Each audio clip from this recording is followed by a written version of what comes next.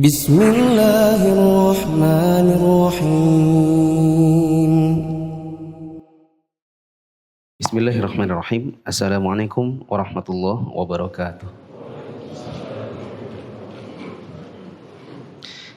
Alhamdulillahi wa kafa wa salatu wassalamu ala rasulillahil mustafa wa ala alihi wa ashabihi wa man iktafa.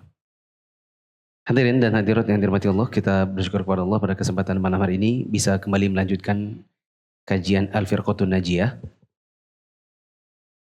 Di pertemuan lalu itu ada paragraf di bagian akhir yang saya tidak sempat jelaskan karena di terjemahan saya paragraf itu tidak ada, tapi di tempat antum ada. Ya. Terus tadi waktu saya terjemahkan sendiri, saya pikir paragraf ini sepertinya tetap butuh dijelaskan. Sayang kalau tidak dijelaskan. Apalagi saya berharap kajian ini direkam dan jadi satu playlist full yang alhamdulillah ada tempat-tempat yang lain, kota-kota yang lain yang menyimak kajian-kajian saya. Katanya di tempat kami ini tidak ada ustadz, jadi kami kajian itu nonton TV bareng katanya. Pakai TV besar, kami duduk bareng-bareng dengerin kajiannya Ustadz Muflih yang mulia dengan mana salaf, kemudian yang ensiklopedia sholat. Artinya kajian ini didengarkan di tempat lain. Sayang kalau bagian ini tidak kita jelaskan. Saya bacakan yang di tempat antum ada kata-kata mufawwidhah. Kata penulis di bagian yang hilang, amma tafwidhu 'inda al-mufawwidhati fil ma'na wal kayfi ma'an.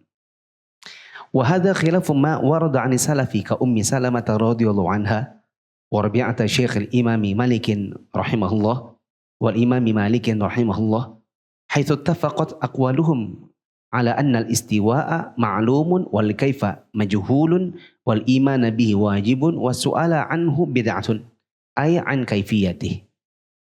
Wa annal imama Malikin qala lisa'il al-istiwa'u ma'lum fa kaifa yaqul as-su'alu 'anil istiwa' bid'atun hadza la yumkinu abadan.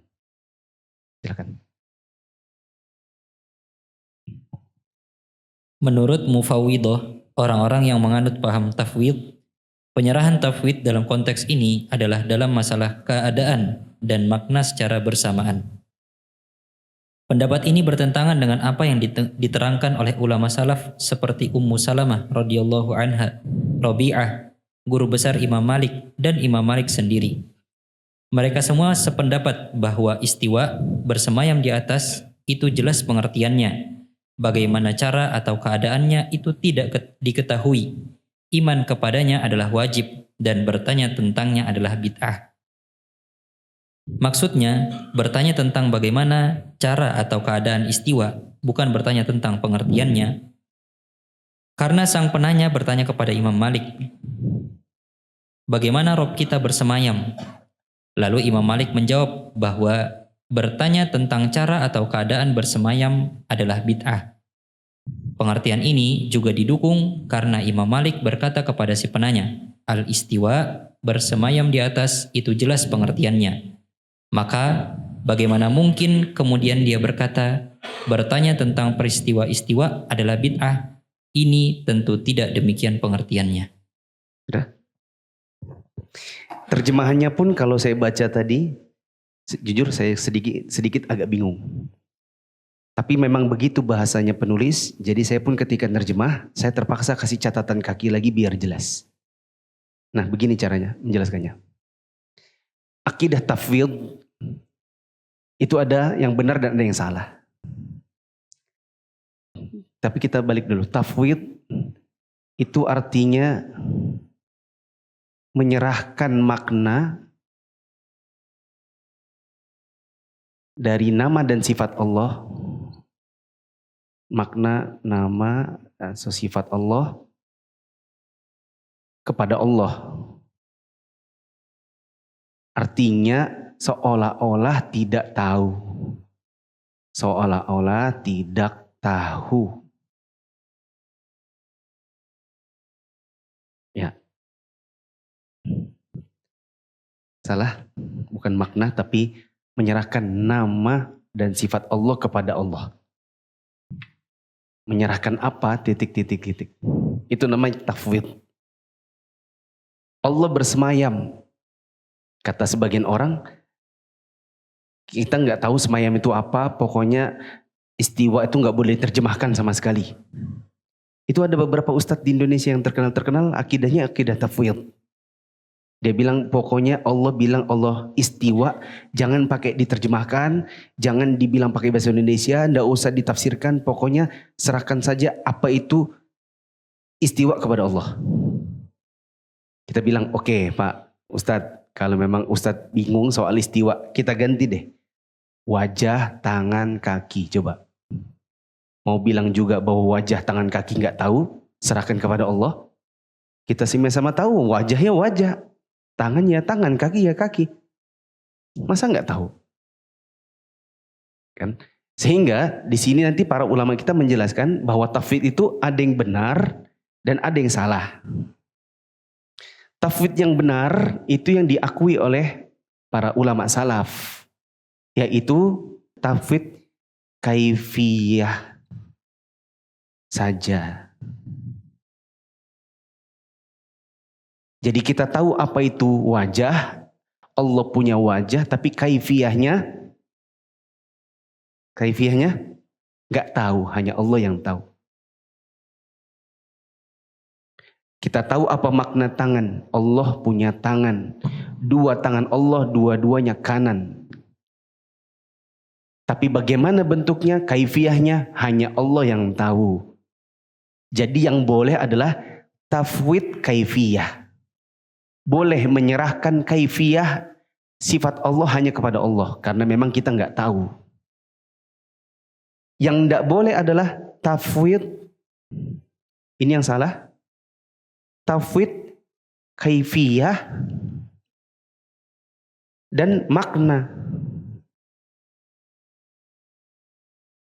Jadi kaifiyahnya nggak tahu, di maknanya pun nggak tahu. Nah ini kekeliruan. Contohnya istiwa. Allah bersemayam itu diketahui. Artinya ala wartafa'a. Disebutkan di dalam Sahih Bukhari. Makanya waktu suatu hari ada kajiannya Imam Malik. Ada orang nanya. Bagaimana itu caranya Allah bersemayam? Maka dijawablah oleh Imam Malik. Sebagaimana yang ada di buku itu. Jawabannya dengan 4 potongan. Kata beliau. Al-istiwa'u ma'lum wal kaifiyatu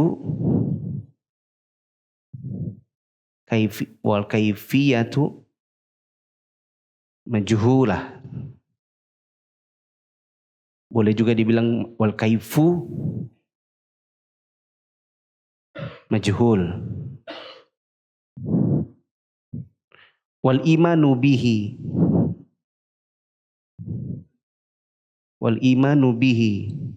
wajibun. Satu lagi wassu'alu anhu bid'atun. Lihat di depan tulis. Istiwa atau Allah bersemayam itu diketahui. Apa yang diketahui? Maknanya. Kaifiyahnya majhul. Apa itu majhul? Nggak tahu. Beriman dengannya wajib. Beriman bahwa Allah bersemayam wajib. Tanya-tanya bagaimana kaifiyahnya, itu bid'ah. Kita ganti istiwanya jadi wajah.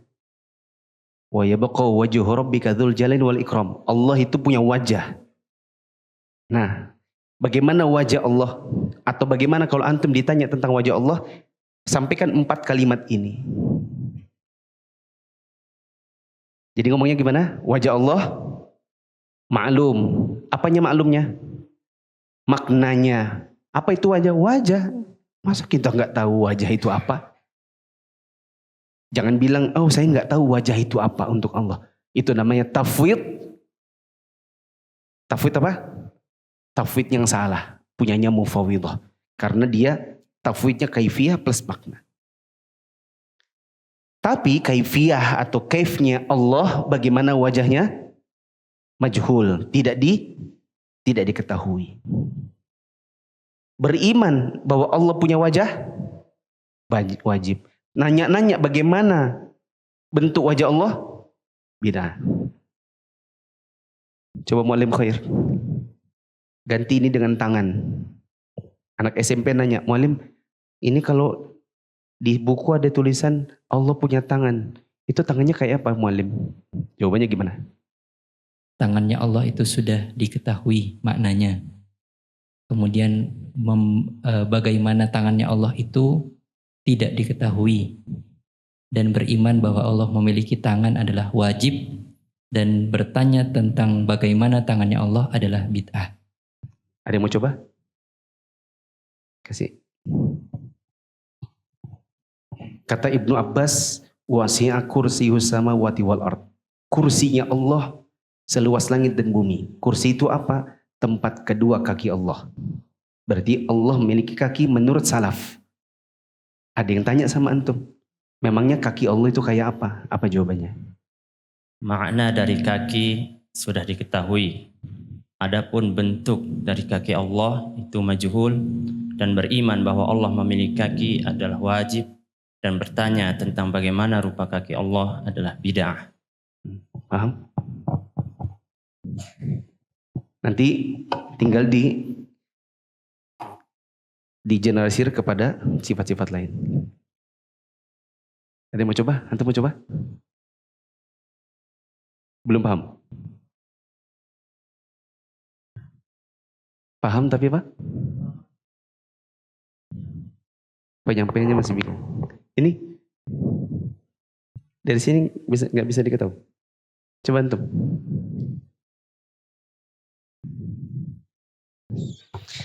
Katanya Allah itu turun ke langit dunia. Berarti Allah punya sifat turun ya? Bagaimana caranya Allah turun? Allah turun maknanya sudah diketahui. Apa itu? Maknanya sudah diketahui. Makna apa? Makna turunnya sudah diketahui. Apa itu turun? Turun dari atas ke bawah. Ya turun dia dari atas ke bawah. Nggak usah tanya lagi. Turunnya turun. Terus? Dan bagaimana turunnya Allah itu majhul, tidak diketahui. Tidak diketahui. Dan beriman bahwa Allah turun itu wajib. Dan bertanya-tanya bagaimana turunnya Allah itu bid'ah. Gitu ya. Selesailah untuk paragraf terakhir yang tidak sempat dijelaskan karena saya kehilangan versi Arabnya di buku cetakan yang ada. Alhamdulillah kita selesai dari 3 tauhid. Sekarang kita masuk dalam bab baru, bab ma'na la ilaha illallah atau la ma'budu bihaqqin illallah. Kata penulis,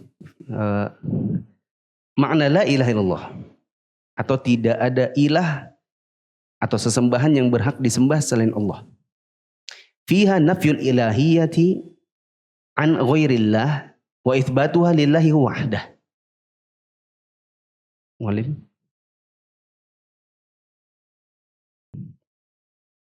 Kalimat la ilaha illallah ini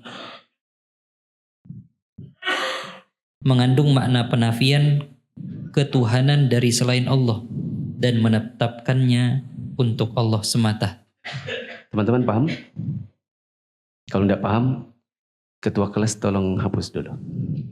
Kata penulis, la ilaha illallah itu mengandung nafi dan mengandung isbat. Ada 2 unsur. Ini harus saya jelaskan dulu sebelum kita lanjut ke poin-poin berikutnya.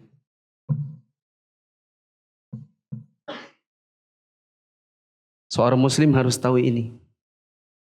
Karena kan kita hari-hari bilang la ilaha illallah. Tapi maknanya seperti apa? Sebagian muslim tidak tahu. Perhatikan di papan tulis, nggak ada di buku antum. La ilaha illallah. Orang Indonesia bilang, la tidak ada ilah Tuhan illa kecuali Allah, Allah. Berarti la ilaha illallah artinya tidak ada Tuhan selain Allah. Ini salah. Bahkan ustadz-ustadz pun masih banyak yang seperti itu.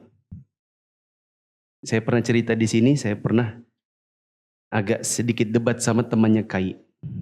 Waktu zaman saya masih awal ngaji, debat sama ustadz senior Balikpapan. Karena ustadz itu mengatakan, tiada Tuhan selain Allah, tiada Tuhan selain Allah, tiada Tuhan selain Allah. Saya tanya, kalau Yesus itu bukan Tuhan? Bukan, dia Tuhan. Menurut orang Nasrani.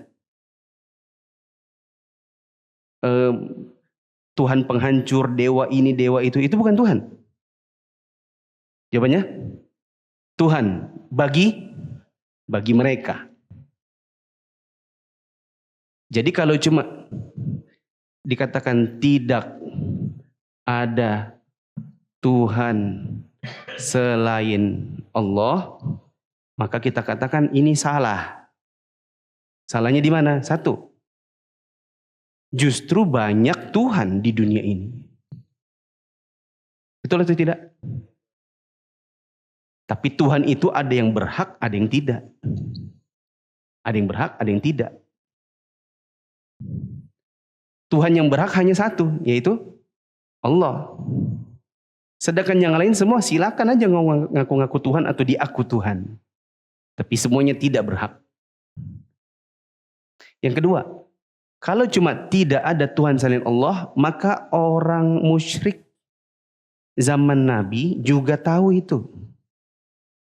Orang musyrik zaman Nabi juga paham. Buktinya, pernah ada seorang sahabat Nabi namanya Husain. Maaf, Imran bin Husain itu sahabat Nabi. Bapaknya, siapa bapaknya? Husain. Belum masuk Islam. Maka Nabi ketemu sama Husain. Husain, bukan Husain ya. Husain. Husain, kamu berapa punya Tuhan? Dia bilang 7. Wih, banyak juga. Di mana-mana itu.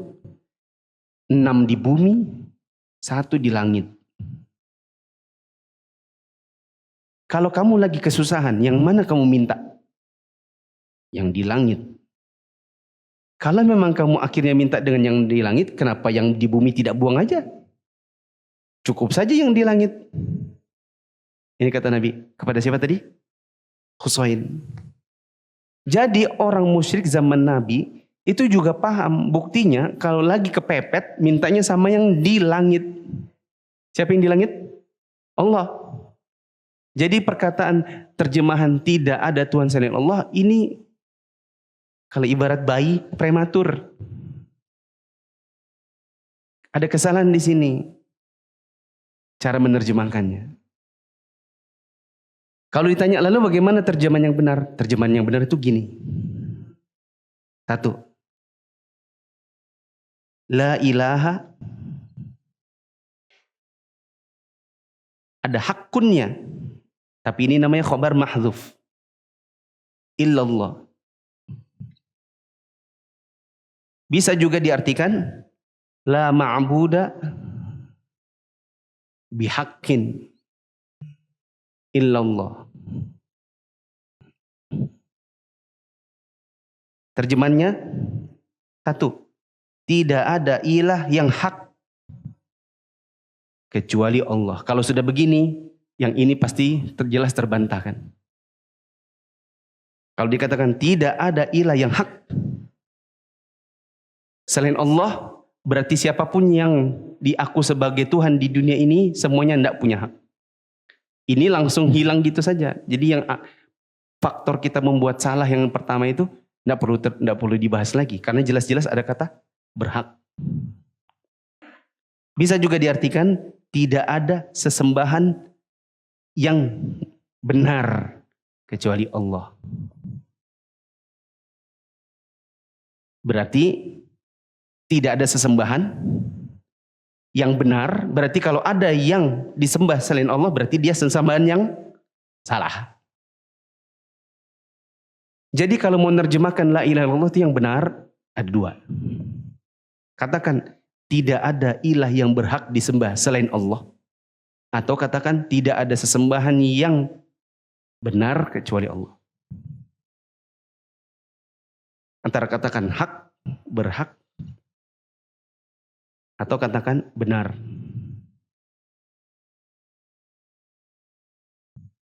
Ini ada kaidah Arabnya. Ya. Bagaimana mengi'rabkannya? Mengi'rabkannya itu gini. La itu disebut dengan la an-nafiyah lil jins. Ilaha artinya isim la an-nafiyah lil jins. Mana khobarnya? Namanya khobar mahdzuf. Khobarnya dibuang. Sehingga jadinya tidak ada ilah. Kecuali Allah, tapi ada khobar berupa hak atau berhak atau benar. Saya tidak bisa jelaskan lebih lanjut. Khawatir yang belum pernah ikut kelas bahasa Arab bingung. Tapi yang jelas ada istilah namanya khobar mahdzuf. Apa itu? Yaitu khobar yang dibuang, yang dihilangkan. Yaitu hakun atau bihakin. La, sekali lagi buat terutama yang sudah pernah ikut kelas bahasa Arab. La adalah la an-nafiyah lil jins. Ilaha atau ma'buda itu artinya isim la an-nafiyah lil jins. Hakun atau hak bihakin itu adalah khobar yang mahdzuf. Lalu kalimat ini tinggal dibagi dua. La ilaha sama illallah. La ilaha itu artinya nafi. An-nafyu. Yaitu menafikan segala sesembahan. Illallah itu artinya isbat. Isbat itu artinya penetapan. Itulah yang dimaksud oleh penulis di paragraf pertama bahwa kalimat la ilaha illallah itu kalau dibagi dua ada dua unsur. Satunya unsur menafikan. Apa yang dinafikan? Sesembahan ilahiyah. Illallah itu disebut dengan penetapan. Apa penetapan? Menetapkan bahwa ilah itu hanya Allah. Sekali lagi, saya ulang sekali lagi, semoga bisa memahamkan. Adapun yang sudah paham, jangan bosan. Perhatikan di papan tulis. La ilaha illallah. Kalimat ini bisa dipenggal jadi dua unsur. Unsur satu namanya unsur an-nafyu. Artinya menafikan. Apa yang dinafikan? Ditiadakan. Apa yang ditiadakan? Ilahiyah.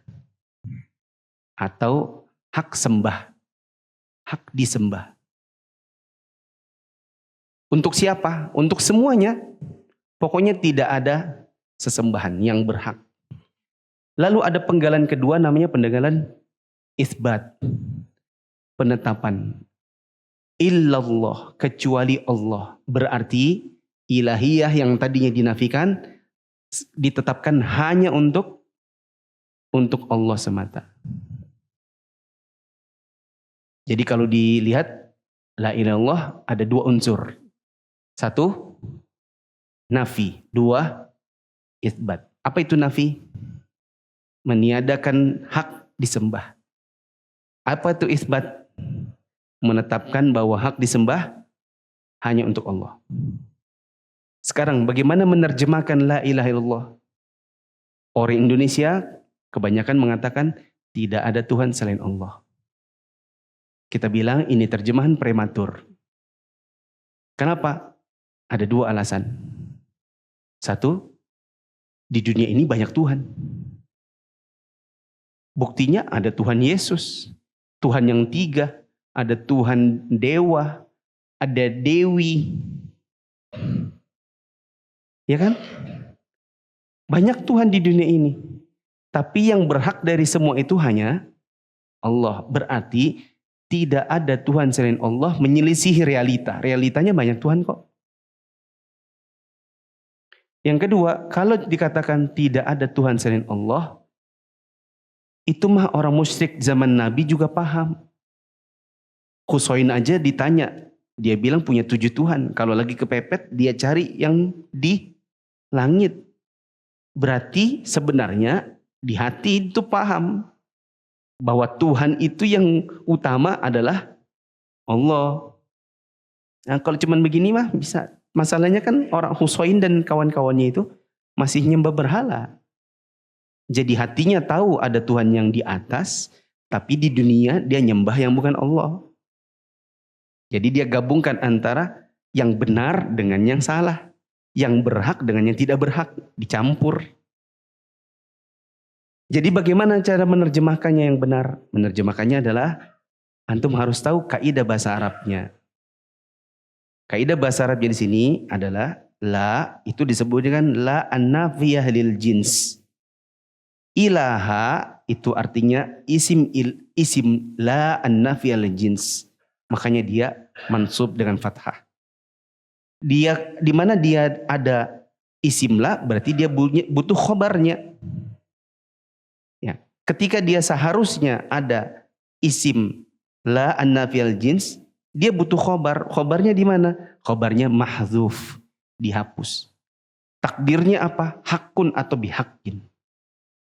Sehingga nerjemahkannya tidak ada ilah yang hak yang benar kecuali Allah. Boleh juga ilaha ini diganti jadi ma'bud karena artinya sama. Sehingga pengertiannya nanti tidak ada yang berhak untuk disembah dengan benar kecuali Allah. Tidak ada sesembahan yang punya hak atau yang benar kecuali Allah. Semoga teman-teman paham. Kalau belum paham nanti dengarkan lagi rekaman kajian ini. Insya Allah lama-lama paham. Ustadz, apa pentingnya juga kita memahami ini sampai sedetail itu? Kita perlu memahami ini karena orang kalau tidak paham, makanya banyak yang muslim ditanya syahadatnya apa Pak? La ilaha illallah. Tapi kok pakai jimat? Bapak bilang la ilaha illallah. Tapi kenapa Bapak kalau urusan hujan pakai pawang? Dia bilang, emangnya kenapa? Kenapa Mas? Loh, la ilaha illallah, tidak ada sesembahan yang berhak disembah selain Allah. Itu menunjukkan bahwa harusnya minta hujan hanya kepada Allah. Gitu. Kok sampean kalau minta-minta malah ke kuburan? Saya dengar sampean itu kalau punya kebiasaan tiap tahun suka ikut acara yang peringatan di kuburan. Katanya la ilaha illallah. Ya memangnya kenapa? Coba la ilaha illallah artinya apa? Tiada Tuhan selain Allah. Nah itulah yang bikin jadi salah. Coba sampai menerjemahkannya. Seandainya sampai menerjemahkannya tidak ada sesembahan yang berhak disembah selain Allah. Anda paham itu? Maka Anda juga akan paham bahwa tidak boleh kita berdoa kepada yang selain Allah. Karena sampai cuma pahamnya tidak Tuhan selain Allah. Saya kan beriman begitu. Tapi Anda nggak paham bahwasanya yang punya hak hanya Allah. Makanya Anda Allah iya, kuburan iya.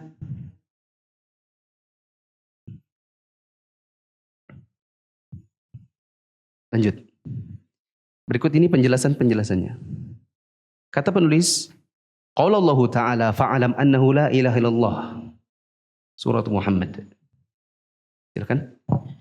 Allah Subhanahu wa taala berfirman yang artinya, maka ketahuilah bahwa sesungguhnya tiada Tuhan yang berhak disembah melainkan Allah. Surah Muhammad ayat 19. Nah itu boleh. Tiada Tuhan yang berhak disembah. Tiada ilah yang berhak disembah. Tiada sesembahan yang berhak. Yang penting ada kata-kata berhak atau benar. Jangan cuma tiada Tuhan selain Allah. Harus tetapkan benarnya. Kemudian fal'ilmu bima'naha wajibun wa muqaddamun ala sa'iri arkanil Islam. Mengetahui makna la ilaha illallah adalah wajib dan harus didahulukan dari seluruh rukun Islam yang lain. Ya.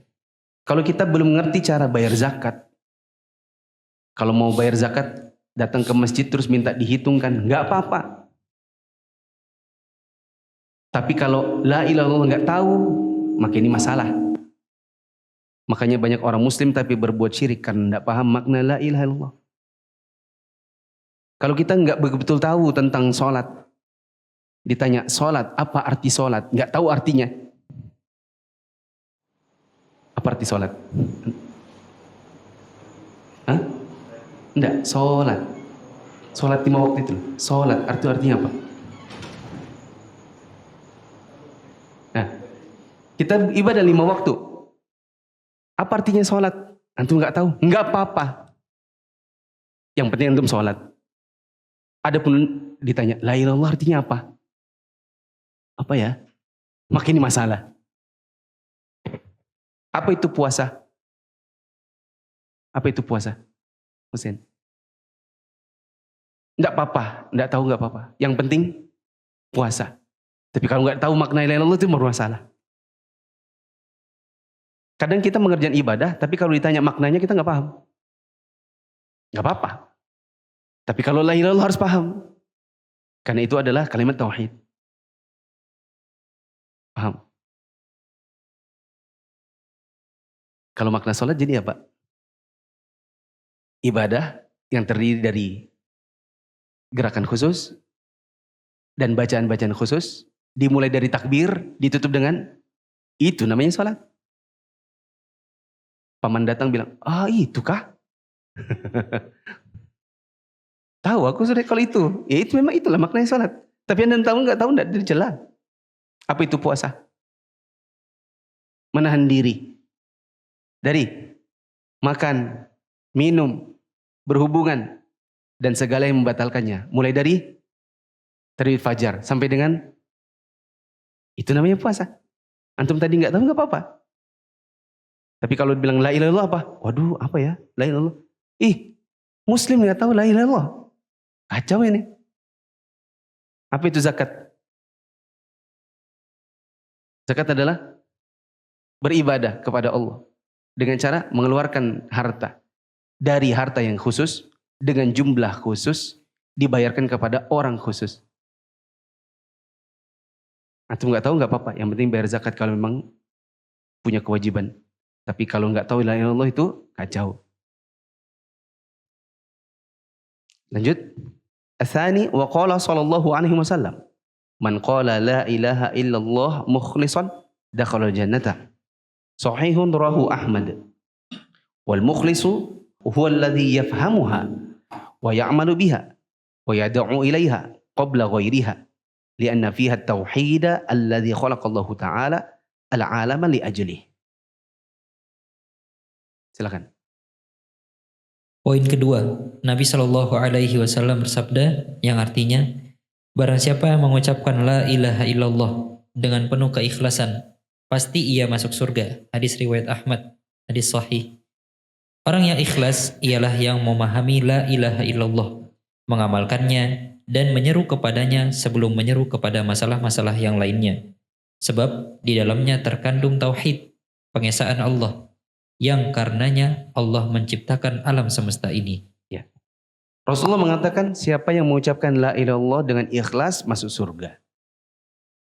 Apa itu ikhlas? Ikhlas itu mulai dari tahu maknanya. Jadi kalau cuma mengucapkan la ilaha illallah tapi tidak paham maknanya, maka ini belum punya kunci untuk masuk ke dalam surga. Atau ada kunci tapi giginya hilang. Kunci mana yang tidak punya gigi? Ustaz, fingerprint. Password itu nggak pakai gigi. Enggak, itu giginya, itu gigi namanya. Rangkaian untuk bisa membukanya. Untuk membuka surga harus paham makna la ilaha illallah. Bukan cuma paham, tapi juga harus diamalkan. Misalnya paham, tidak boleh beribadah kepada selain Allah. Kalau begitu tidak boleh ke kubur-kubur minta-minta. Kalau ke kubur mendoakan yang dikubur nggak apa-apa. Tapi datang ke situ terus bilang, wahai wali tolong dong.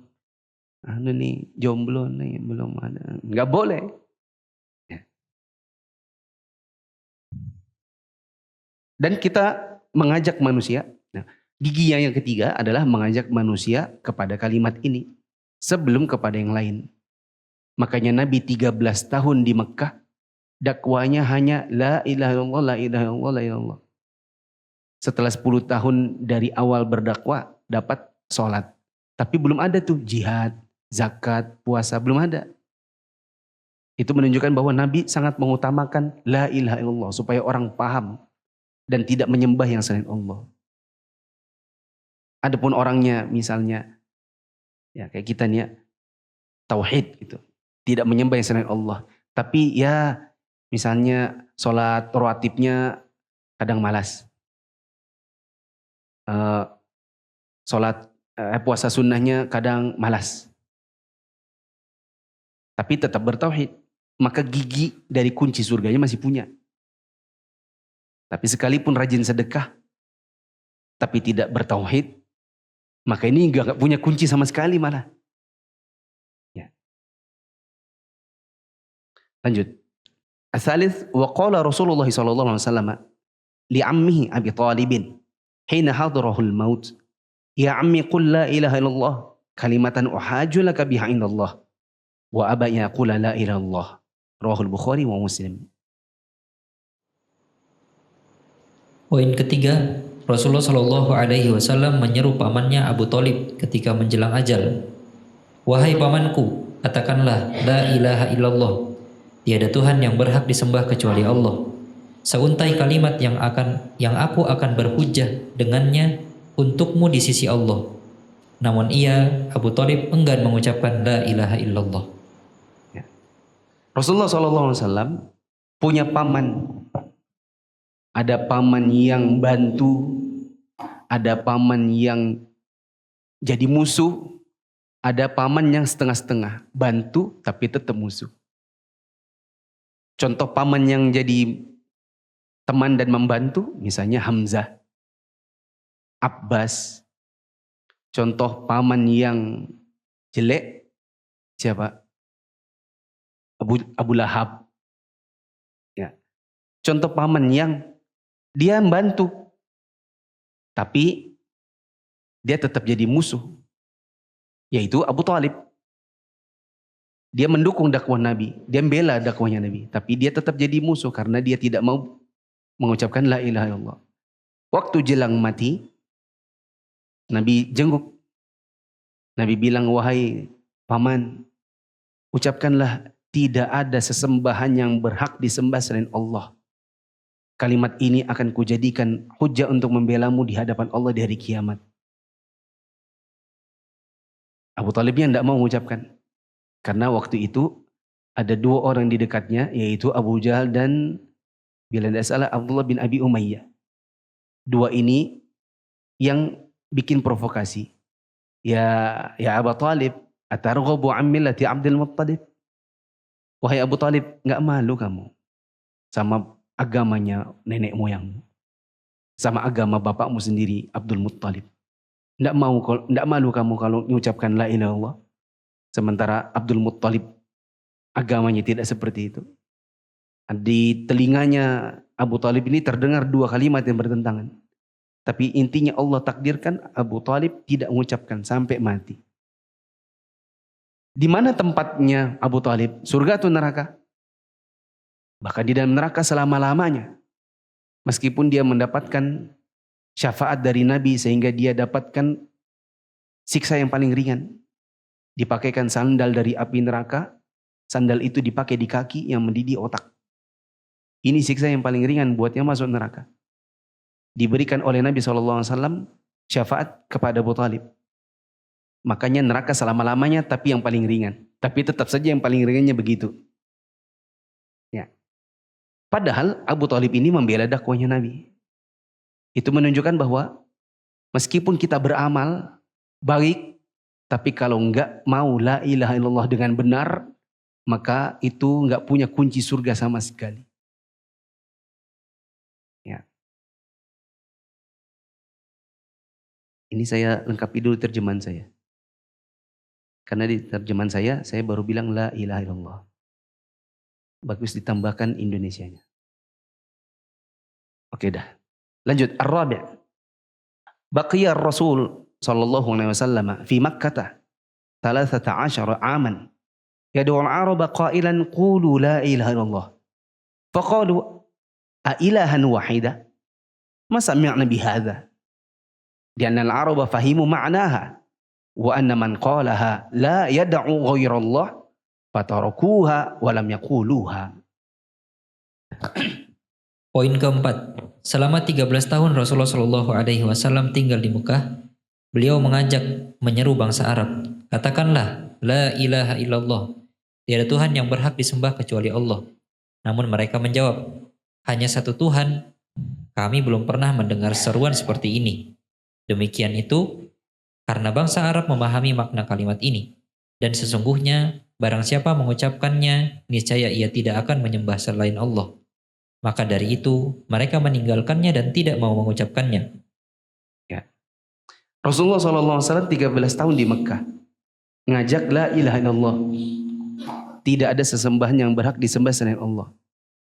Orang-orang Arab yang diajak Nabi itu, mereka paham makna la ilaha illallah itu artinya nyembahnya hanya yang di langit. Di antara mereka ada yang punya berapa Tuhan tadi? 7. Ya. Sampai Nabi bilang, kalau memang akhirnya saat kamu sedang terpepet, kejepit keadaan, kamu akhirnya minta sama yang di langit, lalu buat apa yang di bumi? Ya. Orang-orang Arab itu tahu, makanya mereka mengatakan, masa kami cuma disuruh nyembah satu aja? Ini adalah ucapan aneh yang gak pernah kami dengar sebelumnya. Dari dulu ya kami ini nenek moyangnya kayak gitu. Ada Tuhan Lata, ada Tuhan Uzza, ada Manat. Ya, ada banyak patung-patung. Nah, mereka ini orang-orang membantah Nabi karena maunya Nabi itu Tuhannya cuma satu, yaitu Allah. Makanya mereka menentang. Itulah yang saya juga maksud di sini tadi. Dia papan tulis. Orang musyrik zaman Nabi juga paham. Apa yang mereka pahami? Mereka tahu la ilaha illallah itu artinya tiada ilah yang berhak disembah selain Allah. Jadi cuman Allah tok. Dan mereka nggak mau karena tidak sesuai dengan adat istiadat dan kebiasaan nenek moyang. Makanya Abu Thalib diajak, ayo Abu Thalib la ilaha illallah. Nggak mau dia. Soalnya dia pikir kan bapak saya Abdul Muttalib aja nggak kayak gitu. Azan dulu. Ayo bawa harta ke surga. Dukung pembangunan sekolah Islam Mufid dengan donasi ke rekening atas nama Yayasan Muflih untuk Islam dan Dakwah. Allahu Akbar, Allahu Akbar, Allahu Akbar, Allahu Akbar. Asyhadu an la ilaha illallah.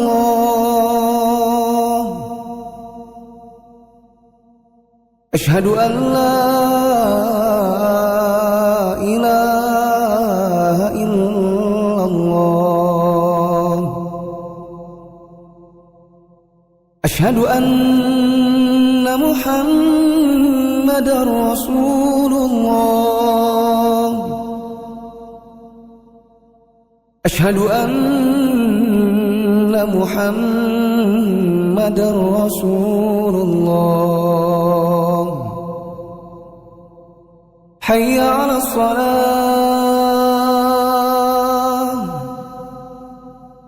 Hayya 'alas shalah. Hayya 'alal falah. Hayya 'alal falah. Allahu Akbar, Allahu Akbar. La ilaha illallah. Ada yang bertanya? 1, 2, 3. Oke, kalau saya layani pertanyaan, berarti hari ini sampai sini dulu. Nanti insya Allah tinggal nomor Ini juga belum selesai ya. 5, 6, 7. Oke, kita selesaikan yang nomor 4 saja. Lanjut ya.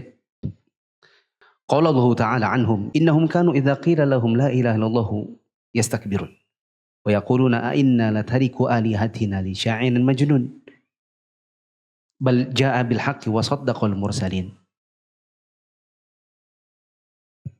Sesungguhnya mereka dahulu apabila dikatakan kepada mereka la ilaha illallah, tiada Tuhan yang berhak disembah kecuali Allah, mereka menyombongkan diri dan mereka berkata, apakah sesungguhnya kami harus meninggalkan sesembahan-sesembahan kami karena seorang penyair gila?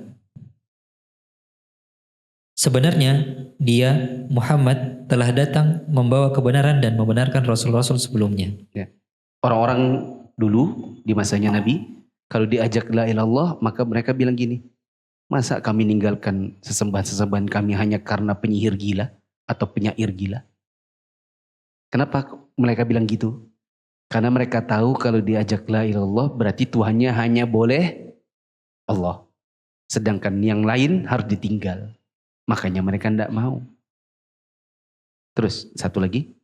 Wa qala sallallahu alaihi wasallam man qala la ilaha illallah wa kafara bima yu'badu min dunillah haruma maluhu wa damuhu. Rawahu Muslim. Wa ma'na al-hadits anna talaffuz bi syahadati yastalzimu ay yakfura wa yunkira kulla ibadatin li ghairillah ka du'ail amwati wa ghairihi. Wal gharibu anna ba'd al-muslimina yaqulunaha bi alsinatihim wa yukhalifuna ma'naha bi af'alihim wa du'aihim li ghairillah.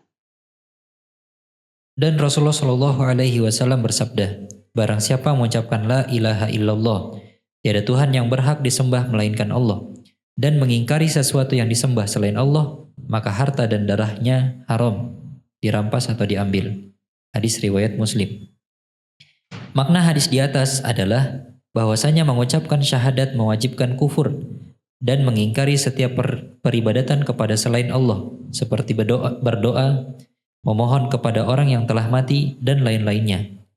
Ironisnya, sebagian orang Islam sering mengucapkan syahadat dengan lisan mereka, tetapi mereka menyelisihi maknanya dengan perbuatan-perbuatan dan permohonan mereka kepada selain Allah. Ya. Nabi yang bilang, siapa yang mengucapkan la ilaha illallah, maka haram dirampas harta dan darahnya. Tapi ada konsekuensi dari la ilaha illallah, yaitu mengkufuri segala bentuk penyembahan yang selain Allah. Ironisnya, kebanyakan dari kaum muslimin karena tidak memahami ini, kalau ditanya Tuhannya siapa? Allah. KTP-nya apa? Islam. Syahadat, coba syahadat la ilaha illallah Muhammadur Rasulullah. Tapi di saat yang bersamaan, banyak dari perbuatan mereka yang justru menyelisihi la ilaha illallah. Seperti menyembah kubur. Atau kalau mereka tidak mau dibilang menyembah kubur. Tapi kalau kita bilang, tapi Bapak kan berdoa sama yang dikubur. Wahai wali tolong. Gitu kan? Itu kan bukannya minta sama yang dikubur. Ya, Bapak dibilang menyembah kubur tidak mau. Lah, apa doa itu bukan menyembah namanya? Doa itu kan salah satu bentuk penyembahan. Ya, dibilang menyembah kubur nggak mau, tapi berdoa sama kubur iya. Padahal ad-du'a huwal ibadah. Doa adalah ibadah. Ibadah sama dengan penyembahan. Berarti doa termasuk penyembahan. Berarti berdoa kepada yang kubur sama dengan nyembah. Apa bedanya? Tapi nggak paham. Ya. Minta-minta yang dikubur itu termasuk perbuatan yang menyelisih syahadat itu sendiri. Begitu. Sampai sini dulu. Insya Allah 5, 6, 7 minggu depan sambil saya tambahkan 7 syarat la ilaha illallah yang nggak ada di sini. Tadi yang mau bertanya?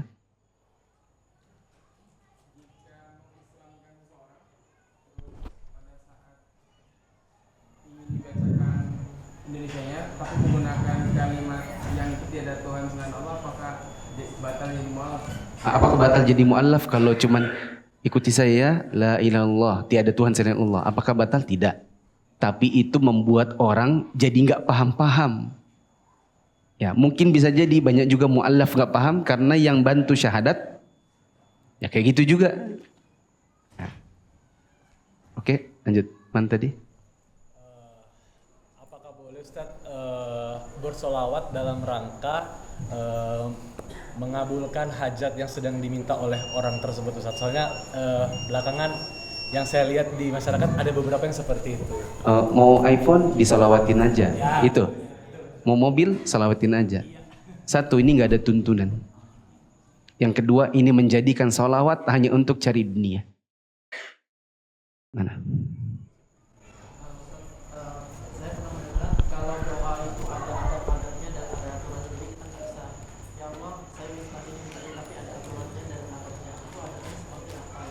Adabnya, apa adabnya doa? Ada banyak sih. Nah ini kalau dijawab jadi setengah jam nanti. Ya. Di antaranya ada doa yang angkat tangan. Tapi ada juga doa tidak boleh angkat tangan. Seperti doa di dalam sholat. Ihdinas siratal mustaqim, antum gak bingung. Ihdinas siratal mustaqim. Itu tidak boleh. Berarti ada doa tidak boleh pakai angkat tangan. Hadap kiblat jika memungkinkan. Ada banyak, ada padanya.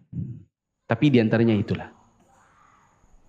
Dalam kasus Abu Thalib itu kan disuruh bersyahadat la ilaha illallah. Tapi misalnya andai dia mengucap itu tapi karena nggak enak aja sama Nabi, itu berlaku nggak hujah? Kita berbicara yang sudah lampau dan tidak terjadi. Ya. Ini pertanyaannya adalah bagaimana kalau seandainya waktu itu, gitu kan? Abu Thalib ngucap. Tapi dia cuman karena nggak enak sama Nabi, tapi di hatinya itu nggak meyakini. Pertama, sudah lewat Abu Thalib neraka udah gitu kan.